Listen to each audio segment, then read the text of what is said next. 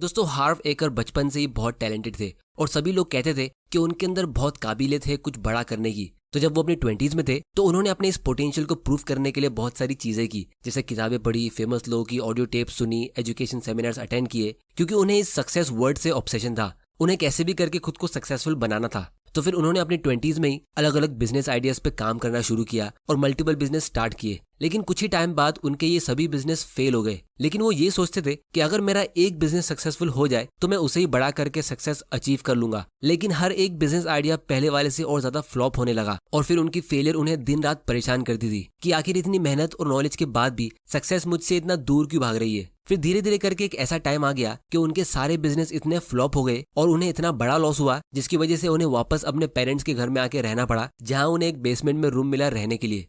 तो एक दिन उनके पापा और उनके फ्रेंड्स ने घर में पार्टी रखी थी। सभी मेहमान घर में पार्टी एंजॉय कर रहे थे। तभी पापा के एक बहुत ही अमीर दोस्त ने हार्व को बेसमेंट की तरफ जाते हुए देखा और उन्हें अपने पास बुलाया। अब हार्व को उनकी आंखों से पता चल गया था कि उन्हें पापा ने उनके फेलियर के बारे में सब पहले बता दिया होगा और उन्हें लगा कि अब ये आदमी उन्हें एक लंबा सा बोरिंग लेक्चर देगा। लेकिन उस आदमी ने जो कहा उससे हार्व की जिंदगी बदल गई। उस आदमी ने कहा कि एक जमाने में मैं भी तुम्हारी तरह ही था, एक कंप्लीट डिजास्टर। तुम्हारी तरह मैं भी यंग था और सोचता था कि मुझे सब पता है और मुझे एक्चुअली में बहुत नॉलेज भी थी, लेकिन मुझे पैसे और सक्सेस के इनर सीक्रेट्स के बारे में कुछ नहीं पता था। क्या तुम्हें पता है कि अमीर लोग अमीर क्यों होते? उनकी हार्डवर्क, उनके पैसे और उनकी स्किल्स, ये सबसे ज्यादा उनका माइंडसेट उन्हें अमीर बनाता है। सभी अमीर लोगों का माइंडसेट मोर और लेस सिमिलर होता है। अगर ये माइंडसेट तुमने समझ लिया तो पैसा खुद तुम्हारे पीछे भाग के आएगा। ये कह के वो आदमी अपनी पार्टी में वापस चला गया। लेकिन उनकी कही हुई बातें हार्व के दिमाग में ऐसी फिट हो गई कि उस दिन के बाद उन्होंने अपना माइंडसेट और लाइफ दोनों बदल दी। उन्होंने रिच और सक्सेसफुल लोगों के माइंड को इनसाइड आउट स्टडी किया और बहुत डीप एनालिसिस के बाद उन्हें पता चला कि उनके सभी बिजनेस इसीलिए फेल हो रहे थे क्योंकि वो एक टिपिकल मिडिल क्लास या पुअर माइंडसेट से ही अपने बिजनेस स्टार्ट कर रहे थे। और जब उनकी स्टार्ट ही पुअर माइंडसेट से होती थी तो बाद में वो कितना भी मेहनत करे उनका रिजल्ट हमेशा फेलियर ही होता था। तो फाइनली इस बार उन्होंने एक रिटेल फिटनेस बिजनेस ओपन किया रिच लोगों के माइंडसेट के साथ और उन्होंने ये डिसाइड किया कि वो ये बिजनेस तब तक नहीं छोड़ेंगे जब तक वो इस बिजनेस से अमीर नहीं बन जाते। और रियलिटी में कुछ ऐसा ही हुआ। कुछ ही समय बाद उनके बिजनेस को एक फॉर्च्यून 500 कंपनी ने $160 मिलियन में खरीद लिया और वो एक मिलियनर बन गए। और फिर इसके बाद सक्सेस और रिच लोगों के माइंडसेट को पूरी दुनिया के हर एक कोने में पहुंचाने के लिए उन्होंने एक बुक लिखी जिसका नाम है secrets of the millionaire mind, जो फौरन एक बेस्ट सेलर बन गई। तो इसी बुक के कुछ गोल्डन लेसन्स को हम आज की वीडियो में कवर करेंगे, जिसने लाखों लोगों की लाइफ को चेंज कर दिया है और आपको भी इससे अमीर लोगों के माइंडसेट के बारे में बहुत कुछ सीखने मिलेगा। तो दोस्तों सबसे पहले हम बेसिक चीज की बात करते हैं। तो अगर आप एक पौधे यानी प्लांट को देखोगे तो उसमें एक विजिबल चीज होती है और एक इनविजिबल चीज होती है। विजिबल चीज है उस पर लगे हुए फ्रूट्स और फ्लावर्स और इनविजिबल चीज है जमीन के नीचे रहने वाले रूट्स। तो इसी तरह हमारी लाइफ में भी जो विजिबल है, जैसे हमारी फाइनेंशियल कंडीशन या फिजिकल स्ट्रेंथ, ये सभी फ्रूट्स है। और जो इनविजिबल है, जैसे आपकी नॉलेज, आपका माइंडसेट, ये सभी रूट्स है। तो हमारी लाइफ में जितनी भी प्रॉब्लम्स है, जैसे पैसों की प्रॉब्लम या हेल्थ की प्रॉब्लम या रिलेशनशिप की प्रॉब्लम, ये एक्चुअल प्रॉब्लम नहीं है, ये सभी रिजल्ट्स है, यानी वो फ्रूट रियल प्रॉब्लम्स आपके रूट में है। और यहीं पे इस बुक का सबसे इंटरेस्टिंग पार्ट आता है कि मिडिल क्लास फैमिली में पैदा होने का सबसे बड़ा डिसएडवांटेज ये है कि बचपन से ही हमारे दिमाग में ऐसे बीज डाले जाते हैं जो आगे जाके हमें अमीर बनने देते नहीं है। तो अब हम रूट्स पे फोकस करेंगे, यानी माइंडसेट पे, स्पेशली फाइनेंशियल रूट्स, जिससे कि आप अपना मनी ब्लूप्रिंट समझ सको। अब ये ब्लूप्रिंट एक ऐसी ड्राइंग होती है जिसके बेसिस पे लोग अपने मन में कुछ प्लान करते हैं। जैसे एक इंजीनियर असली बिल्डिंग को बनाने से पहले उसका ब्लूप्रिंट बनाता है, वैसे ही आपका फाइनेंशियल ब्लूप्रिंट आपकी फाइनेंशियल लाइफ को बिल्ड करता है। तो जितना अच्छा आपका मनी ब्लूप्रिंट होगा उतनी ही अच्छी आपकी फाइनेंशियल लाइफ होगी। अब दोस्तों अगर आपको ये चीज नहीं समझ आई तो मैं आपको इसे एकदम सिंपल लैंग्वेज में समझाता हूँ। तो मनी ब्लूप्रिंट को आप ऐसे समझ सकते हो, PTFA = R, यानी P for programming, T for thoughts, F for feelings, A for actions = results. अब इसका मतलब ये है कि हमारे मनी प्रॉब्लम्स यानी रिजल्ट्स शुरू होते हैं हमारे इररिस्पॉन्सिबल मनी एक्शंस की वजह से, और हम एक्शंस लेते हैं हमारी फीलिंग्स के हिसाब से, और हमारी फीलिंग्स हमारे थॉट्स से आती है और हमारे थॉट्स आते हैं प्रोग्रामिंग से, यानी कि हमारे दिमाग में जो बचपन से बीज डाले जाते हैं उससे। अब दोस्तों आप लोगों को मैं एक बहुत ही अच्छा एग्जांपल देता हूँ जिससे आपको ये पूरा कॉन्सेप्ट अच्छे से समझ आएगा। तो स्टीफन नाम का एक आदमी साल के $8 लाख कमाता था, जो बहुत ज्यादा अच्छी सैलरी होती है, लेकिन वो कभी भी सेविंग्स नहीं कर पाता था। इतने सालों के बाद भी उसकी नेटवर्थ लगभग ना के बराबर थी। तो जब ऑथर ने स्टीफन से उनके बचपन के बारे में पूछा तब स्टीफन ने कहा कि उनकी मॉम को रिच लोगों से नफरत थी। मॉम को लगता था कि रिच लोग ग्रेडी होते हैं, यानी जो गरीब लोगों का पैसा होता है वो इनको मिल जाता है, तो तुम्हारे पास उतने ही पैसे होने चाहिए जितने से तुम्हारा गुजारा हो सके। अगर आपके पास उससे ज्यादा पैसे है तो आप बुरे इंसान हो। तो ये स्टीफन का मनी ब्लूप्रिंट था। अब इंटरेस्टिंग बात यह है कि स्टीफन को पता भी नहीं था कि ये चीज उसके सबकॉन्शियस माइंड में थी। मतलब काफी घंटों तक बात करने के बाद स्टीफन ने ये बात कही, वरना ऊपर से वो सबको यही कहता था कि अमीर लोग अच्छे होते हैं और उन्हें भी अमीर बनना है। लेकिन उनके दिमाग ने रिच लोगों को बुरे लोगों से एसोसिएट कर दिया था, मतलब रिच इक्वल्स टू बैड, और उनके सबकॉन्शियस माइंड ने इस फैक्ट को एक्सेप्ट कर लिया था। तो वो कभी भी अपने मॉम को बुरा या गलत साबित नहीं करना चाहते थे, और इसीलिए उनका सबकॉन्शियस ब्रेन उनको रिच बनने वाले डिसीजन लेने देता नहीं था कि वो सेविंग्स करे या कोई अच्छे इन्वेस्टमेंट करे। इसी तरह ऑथर भी इन्वेस्टिंग के बारे में अपने घर पे बातें करते थे और वो अपने पापा से सुनते थे कि ये स्टॉक मार्केट बुरा है, ये पूरा सिस्टम ब्रोकन है, नॉर्मल लोग यहाँ से पैसा नहीं कमा सकते, रिच इन्वेस्टर्स जिनके पास बहुत सारी इनसाइड इन्फॉर्मेशन होती है और बहुत सारे पैसे होते, सिर्फ वही लोग स्टॉक मार्केट से पैसा कमा सकते, वरना मिडिल क्लास लोगों के लिए ये गैम्बलिंग की तरह है। तो स्टॉक मार्केट बुरा होता है, ये ऑथर का ब्लूप्रिंट बन चुका था, और इसीलिए उन्होंने काफी सालों तक स्टॉक मार्केट को पूरी तरह अवॉइड किया और इसके बदले बुरे बुरे इन्वेस्टमेंट्स किए। और फाइनली जब उनको एक अच्छा फाइनेंशियल एडवाइजर मिला जिसने उनको स्टॉक मार्केट का सच काफी डिटेल में समझाया, तब उनको ये बात समझ आई कि यहाँ से वेल्थ क्रिएट करना कितना सिंपल है और कितना इजीली पॉसिबल है। लेकिन तब वो अपनी 40s में थे। तो तब ऑथर ने सोचा कि वो अपनी जिंदगी के 40 साल एक झूठ के साथ जी रहे थे और उनका सबकॉन्शियस ब्रेन उन्हें बैड इन्वेस्टमेंट डिसीजन लेने के लिए मजबूर करता था। इसीलिए एक ही अमीर इंसान को जब दो लोग देखते तो वो उसको लेके दो अलग अलग कंक्लूजन निकाल सकते। जैसे एक सोचेगा कि ये अमीर बाप का बेटा होगा या शायद बहुत ज्यादा लकी होगा, लेकिन दूसरा आदमी ये सोच सकता है कि ये इंसान कितना मेहनत करता होगा, इसके पास कितने सारे अच्छे अच्छे स्किल्स होंगे, मैं भी इसके जैसा बनना चाहता हूँ। तो इसी तरह हम सभी के दिमाग में पैसों को या इन्वेस्टमेंट को लेकर या अमीर लोगों को लेकर अलग अलग टाइप्स की वायरिंग होती है, यानी प्रोग्रामिंग, जिसकी वजह से हम लाइफ टाइम तक सही फैसले नहीं ले पाते। तो दोस्तों, अगर हम अपनी इस प्रोग्रामिंग को ही रिसेट कर दे और अपने माइंडसेट को रिच लोगों की प्रोग्रामिंग के साथ मैच कर दे तो कैसा रहेगा। जैसे अगर हम हमारे इंडियन कल्चर की बात करें तो मेजॉरिटी लोग स्टॉक मार्केट से डरते और हमारे पेरेंट्स भी हमें स्टॉक में इन्वेस्ट करने से मना करते। लेकिन अगर आप एक सिंपल सा गूगल सर्च करोगे तो आप देखोगे कि सारे अमीर लोगों की मैक्सिमम वेल्थ स्टॉक्स में ही होती है। ये जितने भी अमीर लोग होते हैं इनकी कंपनी स्टॉक मार्केट में लिस्टेड होती है, जिसको हम भी बाय कर सकते हैं और इनके साथ अमीर बन सकते हैं। लेकिन मेजॉरिटी मिडिल क्लास लोग इसमें इन्वेस्ट करने से डरते हैं। तो इस डर का रीजन क्या है दोस्तों? ये बैड प्रोग्रामिंग होती है। लेकिन अब आप अपने माइंडसेट को इंप्रूव कर सकते हो और स्टॉक्स में इन्वेस्ट करके खुद अपनी वेल्थ बिल्ड कर सकते हो, क्योंकि इस चैनल पे मैं आप लोगों के लिए ऐसे वैल्यूएबल वीडियोस लाता रहूंगा। तो अभी तक आपने इस चैनल को सब्सक्राइब नहीं किया है तो जल्दी से कर लो और बेल आइकन प्रेस करना मत भूल जाना, ताकि आपसे कोई ऐसे वैल्यूएबल वीडियोस मिस ना हो जाए।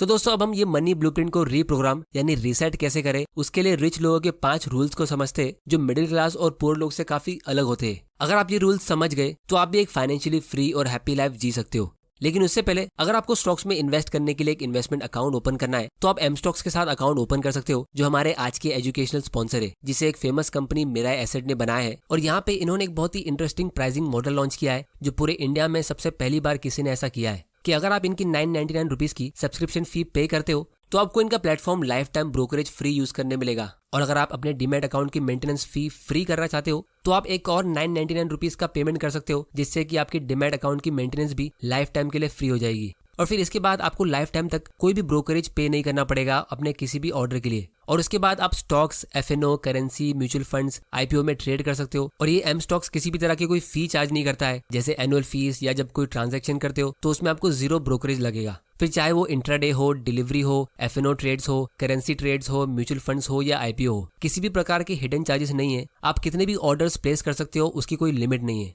और एमस्टॉक एक ग्लोबल प्लेटफॉर्म है जो कि 25 साल से सर्विस प्रोवाइड कर रहा है और यहाँ 1 करोड़ से भी ज्यादा ट्रेड्स हर रोज होते हैं। तो इस प्लेटफॉर्म के जरिए आप एज ए बिगिनर इन्वेस्टर काफी आसानी से अपनी इन्वेस्टिंग की जर्नी की शुरुआत कर सकते हो, क्योंकि यहाँ पे आपको काफी अच्छा यूजर इंटरफेस मिलता है, super fast 1 click order approach, voice search, advance order के लिए ऑप्शंस, 1 क्लिक इंडेक्स बास्केट्स और ऐसे दूसरे बहुत सारे फीचर्स।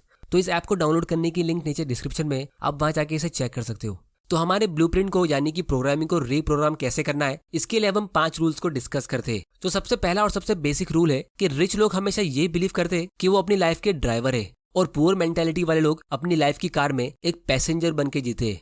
जिसका मतलब ये है कि अमीर लोग ये मानते कि वो अपनी लाइफ को खुद क्रिएट करते और पुअर लोग ये मानते कि लाइफ हैपेंस टू मी। अब इसका मैं आप लोगों को मतलब बताता हूँ। तो दोस्तों, आप लोग मुझे एक बात बताओ, दुनिया में इतनी सारी लॉटरीज खेली जाती है, उसके टिकट्स कौन लोग बाय करते होंगे, रिच लोग या पुअर लोग? इसका आंसर है पुअर लोग, क्योंकि इनको लगता है कि वो अमीर तभी बन सकते हैं जब कोई दूसरा आदमी इनका नाम एक चिट से निकालेगा। लेकिन रिच लोगों का माइंडसेट इसका एग्जैक्ट ऑपोजिट होता है कि हमें किसी दूसरे पे डिपेंडेंट होने की जरूरत है ही नहीं, हम खुद अपनी लाइफ को क्रिएट करेंगे, किसी दूसरे के भरोसे नहीं बैठेंगे।